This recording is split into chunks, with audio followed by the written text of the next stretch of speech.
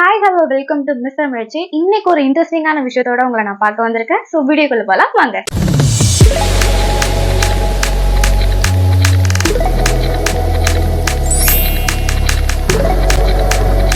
இன்னைக்கு நம்ம சயின்ஸ் சப்ஜெக்ட்ல ஃபாரினர்ஸ் கண்டுபிடிச்சதுன்னு நம்ம படிக்கிற எல்லாமே 1000 வருஷத்துக்கு முன்னாடியே நம்ம தமிழர்கள் கண்டுபிடிச்சிட்டாங்க. அது எல்லாத்தையுமே இலக்கியங்கள், இலக்கணங்கள், தமிழ் செய்யுள்கள் அந்த மாதிரி விஷயங்கள்ல பாதுகாத்துட்டு வந்திருக்காங்க. ஆனா இது எல்லாத்தையுமே சில நூற்றாண்டுகளுக்கு முன்னாடி வாழ்ந்த ஃபாரின் கண்ட்ரிஸை சேர்ந்த அறிவியல் விஞ்ஞானிகள் தான் இதை கண்டுபிடிச்சாங்கன்னு சொல்ற ஒரு வரலாறு தான் நம்ம இத்தனை வருஷமா சுமந்துட்டு இருக்கோம். எத்தனை அறிவியல் கண்டுபிடிப்புகளை 1000 வருஷத்துக்கு முன்னாடியே தமிழர்கள் இந்த உலகத்துக்கு கொடுத்திருக்காங்கன்றத இந்த வீடியோல பார்ப்போம் வாங்க. பழந்தமிழர்களோட வாழ்வுல அணுவில் தொடங்கி அண்டம் வரை, அதாவது ஒரு சின்ன ஆட்டம்ல இருந்து தொடங்கி இந்த உலகம் முழுசுமே சயின்ஸ் பரவிருக்குன்னு சொல்றாங்க. இலக்கியம் அப்படிங்கிறது ரசனையை மட்டும் குறிக்கிற ஒன்னா இல்லாம அனுபவத்தையும் சயின்ஸையும் கலந்த படைப்பா அமைக்கப்பட்டிருக்கு. அன்னைக்கு நம்ம தமிழர்கள் கண்ட கனவுகள் எல்லாமே இன்னைக்கு நிஜங்களாக உருவாகிட்டு இருக்கு. இன்னைக்கு நம்ம வாழ்க்கையோட அறிவியல் வளர்ச்சிக்கு ஆணிவேரா பழந்தமிழர்களோட வாழ்க்கை அமைஞ்சிருக்குன்னா அது மிக இல்லை.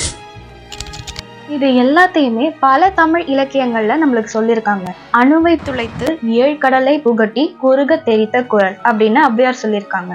அணு, ஆட்டம்னா நம்மளுக்கு தெரியும், நம்ம கண்ணுக்கு தெரியாத அளவுக்கு இருக்கிற ஒரு சின்ன பார்ட்டிகல் தான் அப்படின்னு. ஆனா இது பல நூற்றாண்டுக்கு முன்னாடியே ஔவைக்கு தெரிஞ்சிருந்ததும் ஆட்டமை பத்தி அவங்க பாடல்ல சொல்லியிருந்ததும் வியப்பா இருக்குல்ல. இடையின்றி அணுக்கள் எல்லாம் சுழலும் என இயல் நூலார் இசைத்தல் கேட்டோம் அப்படின்னு பாரதி அணுவை பத்தி ஒரு அழகான பாடல் எழுதியிருக்காரு. இது எல்லாமே தமிழ் இலக்கியத்துல இருக்கிற அறிவியல் சிந்தனைகள்ன்றது ஆச்சரியமா இருக்குல்ல. இந்த உலகத்தோட தோற்றத்தை பத்தி தமிழர்கள் என்ன சொல்லியிருக்காங்கன்ற சில விஷயங்களை பார்ப்போமா. ஐம்பூதங்களாலதான் இந்த உலகம் உருவானதுன்னா அது எப்படின்றது ஒரு காலத்துல சயின்ஸுக்கு சவாலா இருந்துச்சு. ஆனா பரிபாடல்ல இருக்கிற ஒரு பாடல்ல இத பத்தி சொல்லப்பட்டிருக்கு.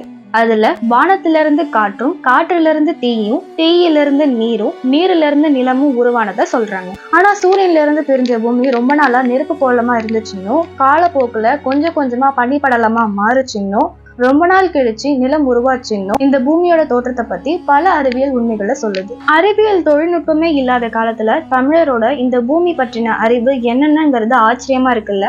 மேகம் கடல் நீரை பெற்றுதான் மழையாய் பொழிகிறது அப்படிங்கிறது அறிவியல் கண்டுபிடிப்பு.